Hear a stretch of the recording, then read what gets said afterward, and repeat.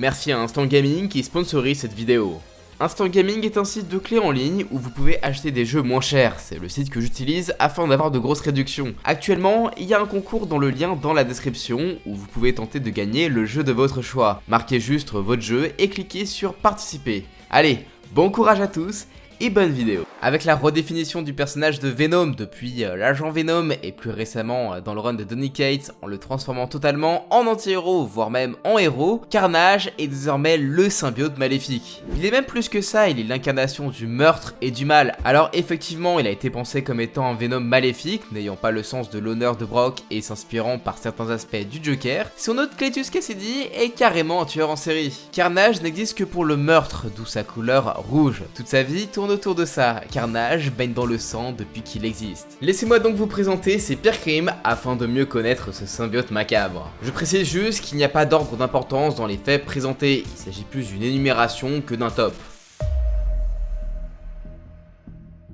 Avant même d'être devenu Carnage ou d'avoir atteint l'âge adulte, Cletus Cassidy avait déjà un horrible palmarès à son actif. Son enfance est plus que trouble, d'autant plus que le meurtrier s'amuse à changer régulièrement certains aspects de son passé. Toutefois, on sait que le jeune Cletus aurait commencé par torturer le chien de sa grand-mère avant de la tuer en la poussant dans les escaliers. Sa mère aurait ensuite essayé de l'assassiner, mais son père l'a protégée en la tuant. À ce stade-là, il y a déjà plus de mère ni de grand-mère. Mais c'est pas tout, puisqu'au procès de son père, Cletus a carrément témoigné contre lui en affirmant que son père avait tué sa mère sans raison, alors qu'il avait fait ça pour le protéger. Un être humain qui s'annonce donc des plus charmants. Bien évidemment, la suite de son histoire est du même niveau, puisqu'il a été mis en prison pour meurtre en série, où il a d'ailleurs continué d'exercer en tuant le directeur de la prison et en y mettant le feu pour s'évader. Et c'est quelques temps après où il a fini par obtenir son symbiote, suite à une nouvelle incarcération, où il a rencontré Eddie Brock. Une fois devenu Carnage, Cletus s'illustre à nouveau par sa violence et sa barbarie, et ses pires actes ne sont pas forcément les plus extraordinaires. Au contraire, le plus effrayant chez lui est bien souvent la façon froide et terre-à-terre avec laquelle il massacre et néglige la vie. Lors de son affrontement contre l'alliance Venom et Spider-Man, Carnage n'a pas hésité à jeter un bébé par la fenêtre. Espérant fuir, il a défenestré un nourrisson d'un immeuble afin de détourner l'attention de ses adversaires pour s'enfuir. Bon, rassurez-vous, Venom a su le choper, il veille au grain, l'enfant est sauf. Alors je sais que dans les comics, plus grand chose nous impressionne tellement on est habitué à avoir des guerres multiverselles entre des super dieux cosmiques et entités suprêmes, mais jeter un bébé par la fenêtre, waouh, on est sur quel genre d'infamie là? Dans le même ordre d'idée, au niveau de ces saloperies, Carnage a commis une tuerie dans un restaurant à cause de quelques mots de travers. En effet, au début du comics Deadpool vs Carnage, un shérif réagit à un reportage sur le tueur alors que ce dernier est assis à côté de lui. La sanction est immédiate puisqu'il tue le shérif avant d'enchaîner avec les hommes qui tentent d'intervenir, puis bloque finalement les portes du restaurant pour en finir avec tout le monde. Ce qui est triste, c'est que les gens ont rien demandé et ça me fait froid dans le dos. Publié en 1993, cet arc narratif est l'un des plus connus du personnage et a largement contribué à sa popularité, au point de même faire un jeu vidéo. S'échappant à nouveau de prison, Carnage monte une équipe de super vilains constituée de la mutante internée Shriek, qu'on voit d'ailleurs dans le film, du clone sans âme de Peter, du bouffon noir et de Carrion. Cette petite équipe va largement mettre à mal le Tisseur et Venom qui ont besoin de l'aide de la cape et l'épée, de Firestar, d'Iron Fist, de Morbius, de la Chatte Noire, de Deathstroke et même de Captain America. Baptisé la famille de Carnage, le petit groupe commença par commettre une tuerie à Manhattan. Durant ce crossover, Carnage enchaîna les atrocités, il a par exemple crucifié le héros Deathstroke à Times Square, il a torturé Venom dans la Statue de la Liberté, il a fini par empaler le doppelganger de Peter et, par l'intermédiaire des pouvoirs de Shriek, il propose une gigantesque émeute de la population poussée à faire preuve d'une grande violence. À l'instar du Joker chez DC, Carnage est un amoureux du chaos qu'il cherche à provoquer perpétuellement. Heureusement, la coalition de ces nombreux héros arrive à bout du symbiote et Venom arrive même à séparer sa progéniture de son hôte afin d'enfermer Cletus. Dans les pages de Carnage USA de 2011, le super vilain s'en prend cette fois à la ville de Beaverton dans le Colorado. Le symbiote entreprend de prendre possession de tous les habitants de la ville en infectant les égouts avec des morceaux de lui-même. Il s'est alors emparé des habitants un à un grâce au contrôle symbiotique, la manipulation ou encore la torture. Même les Avengers venus l'arrêter ont fini infectés. Cette histoire est véritablement cauchemardesque, entre les dessins réalistes et entièrement numériques et cette ambiance pratiquement en huis clos du fait que l'intrigue se déroule dans une petite ville paumée, on a l'impression de suffoquer suffoqué. Ce comics m'a presque traumatisé, j'avais l'impression qu'il n'y aurait jamais de solution tant tous les événements s'aggravent à fur et à mesure que le récit progresse. On y voit carrément des chiens symbiotisés et c'est pas ma plus belle découverte. D'ailleurs, âme sensible s'abstenir car certaines pages font vraiment froid dans le dos. Non content d'être une menace pour notre monde, Carnage a tenté de ravager le microverse lors de Minimum Carnage, référence directe à Maximum Carnage bien évidemment. Après s'être fait réduire à la taille d'un atome, le symbiote a alors voulu envahir cet univers à l'aide de Mini Carnage prêt à trucider tout ce qui lui tombe sous la main. L'association de l'agent Venom et de Scarlet Spider a tout de même permis d'éviter cette catastrophe.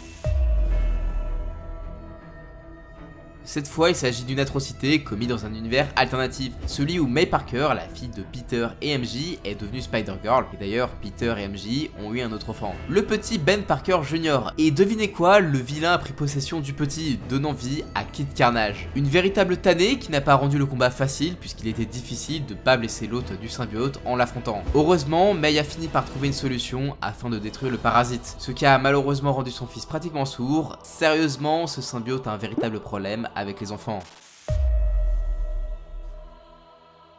A l'instar de Venom ayant engendré Carnage, ce dernier a créé Toxin, sauf que contrairement aux deux premiers, ce symbiote s'est lié à un agent de police, c'est-à-dire un homme de justice. Carnage, constatant que Toxin dispose de capacités plus développées que celles de son créateur, il décide de s'en débarrasser. Oui, en gros, il veut plus ou moins tuer son fils, mais est-ce que c'est vraiment surprenant ? Et devinez comment Carnage veut blesser sa progéniture? Bah en jetant la femme enceinte de Toxin. Là j'attends vraiment le moment, on va le voir croquer des chatons et se battre à coups de bébé phoque. Récemment échappé de prison une énième fois, Carnage est attiré en Virginie occidentale où il rencontre une sorte de secte nommée les Darkholders qui le considèrent comme l'élu de leur prophétie, le Red Slayer. Carnage entre ainsi en possession du Darkhold, un très puissant grimoire magique dont il se sert pour invoquer l'entité démoniaque Clayton dans le but d'obtenir plus de pouvoir. Il se sert également de l'artefact mystique pour prendre possession de plusieurs personnes du FBI qui le pourchassaient et les transformer en marionnettes. Malheureusement pour le symbiote, toute cette histoire a fini par se retourner contre lui puisque le grimoire a servi à le séparer de son hôte. Enfin bon, il était couru d'avance qu'un objet aussi puissant que le Darkhold dans les mains d'un personnage aussi instable que Carnage allait forcément aboutir à une catastrophe. Cette histoire est d'ailleurs très atypique puisqu'il s'inspire énormément des récits Lovecraftiens qui lui donnent une identité propre, éloignée des traditionnels récits de tuerie et d'affrontement du symbiote. Récemment, Carnage et même Venom ont droit à l'un des meilleurs runs qui ait jamais été écrit sur eux grâce à Donny Cates que je vous avais parlé plus tôt. Le scénariste a complètement retravaillé l'origine des symbiotes en la détachant de celle de Spider-Man qui commençait à s'essouffler. Depuis, Carnage est revenu en force puisqu'il est récemment devenu le héros de Knull, le dieu du peuple Clintar, c'est-à-dire des symbiotes. Bon, je vous passe les détails afin d'éviter de vous spoiler puisqu'il s'agit des arcs narratifs les plus récents qui continuent en ce moment avec King in Black et en tout cas, Carnage a obtenu de nouveaux pouvoirs, le transformant en Dark Carnage qui développe plusieurs formes. Lors de l'événement Absolute Carnage, le symbiote a désormais pour mission de traquer et de manger toutes les personnes ayant été infectées par Venom. Les manger permettrait à Carnage d'accroître sa force. Cette menace mobilise même les Avengers, mais Venom pourrait bien être le seul espoir de l'univers pour faire face à Carnage et Knull. Le run de Case pourrait donc nous présenter la pire menace que Carnage n'ait jamais représentée, encore plus marquant que Maximum Carnage. Et d'ailleurs, en film, ça donne quoi? Et je vais laisser Terry LTAM donner son avis sur le film.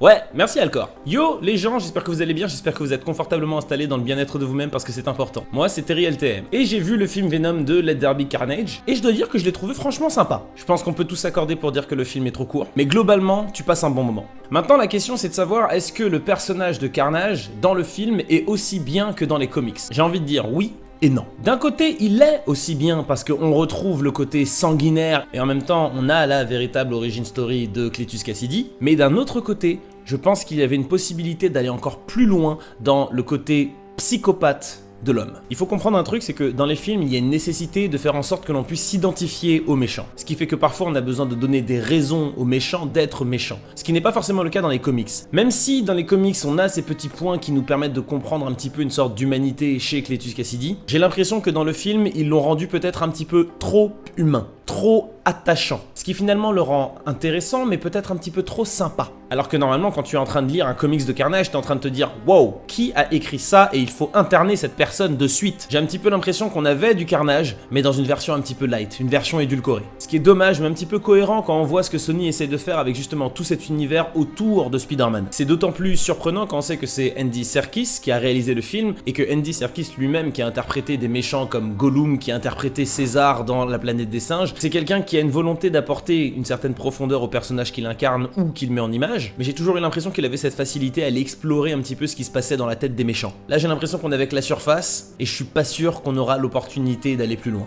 Globalement, le film est bien, Carnage est bien, mais il aurait pu être grandiose. Quand tu as un réalisateur comme Andy Serkis, quand tu as un acteur comme Woody Harrelson, théoriquement tu peux pas te louper, et là j'ai pas envie de dire qu'ils se sont loupés, mais je pense qu'ils ne sont pas allés aussi loin qu'ils auraient pu aller. En tout cas, c'est mon avis. Et bah Carnage au final est assez violent, donc selon vous, quel est son pire crime? Perso, je trouve qu'attaquer des enfants ou des femmes enceintes, c'est vraiment plutôt chaud quoi. Vous pouvez également checker la chaîne de Terry, participer au concours Instant Gaming et regarder mes autres vidéos sur les symbiotes. Et je vous dis à la prochaine, ciao!